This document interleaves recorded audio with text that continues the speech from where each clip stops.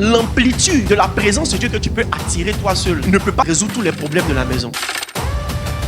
Appartenir à une église, c'est aussi appartenir à des cellules. Acte 5, verset 42. Et chaque jour, dans le temple et dans les maisons, il ne cessait de faire quoi? Enseigner et d'annoncer la bonne nouvelle. Alors, les cellules sont des découpages, des structures de l'église qui se rassemblent dans les quartiers et dans les maisons. Quels sont les avantages bénis du système des cellules? Déjà, les cellules, c'est une maison dans un quartier ou des maisons dans un quartier qui rassemblent des personnes qui prient ensemble. Des membres de l'église qui prient ensemble pour rompre le pain ensemble et pour recevoir l'enseignement de la parole de Dieu. Le premier avantage, c'est que les cellules vont participer, n'est-ce pas, à la santé spirituelle et à la croissance spirituelle des membres des cellules, des chrétiens. Dans les cellules, vous allez apprendre à prier. Vous savez, la manière dont Dieu nous apprend à prier, c'est de prier avec des gens qui prient. Donc, au travers des cellules, ta vie de prière va croître, va s'améliorer. Prier avec certaines personnes crée la nécessité ou crée l'habitude de prier. Donc, dans les cellules, vous allez prier avec des gens qui savent prier. Et ça va vous aider à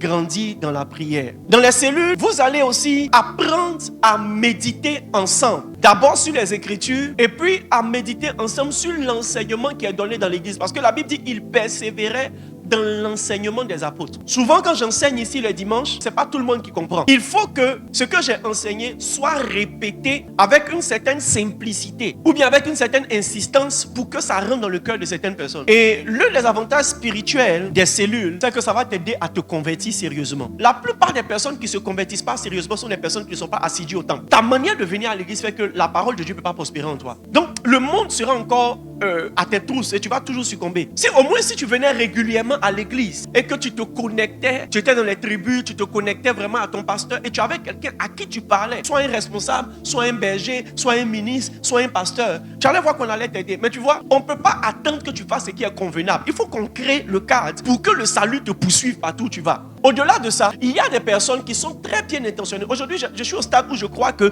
tous ceux qui sont à l'église aujourd'hui aiment Dieu. Parce que tu pouvais être ailleurs. Sérieusement, tu aimes Dieu. Il y a quelque chose qui t'a poussé à venir à l'église. Et ce n'est pas à négliger. Malgré ta bonne intention et malgré ton assiduité à l'église, la semence que tu reçois le dimanche peut mourir lorsque tu arrives au quartier. Pourquoi? Parce que tu tombes dans un environnement. Tu tombes dans un environnement où toi-même tu as des vestiges et des cadavres que tu as enterrés. Vous savez, c'est vrai qu'on dit aux gens, si quand tu veux te convertir vraiment, il faut rompre avec les histoires du monde, la boisson, l'alcool, les femmes, etc., etc., ton ancien gars. Mais le problème, c'est que ton ancien gars, c'est ton voisin. Et on ne te demande pas de rompre avec lui parce que tu ne l'aimes pas. On te demande de rompre avec lui parce que la manière dont vous vivez votre relation, ça va te faire perdre ton salut. Mais le problème, c'est que quand tu te réveilles le matin, il est là, sous tes yeux. Le quartier même où tu tues même là. Le quartier, tu es encore dedans. Donc tu quittes l'église. Et quand tu arrives au quartier, malgré ta bonne volonté, tu es en train de mener un combat.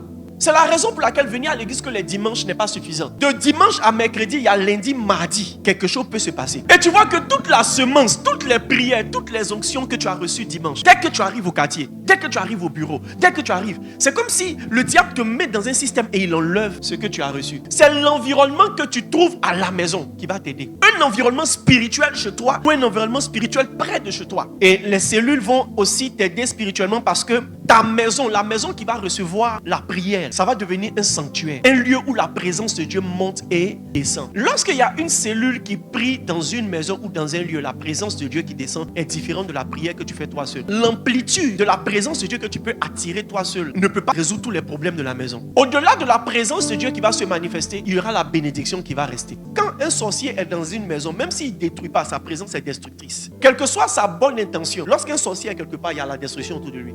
Parce que chaque homme transporte une atmosphère.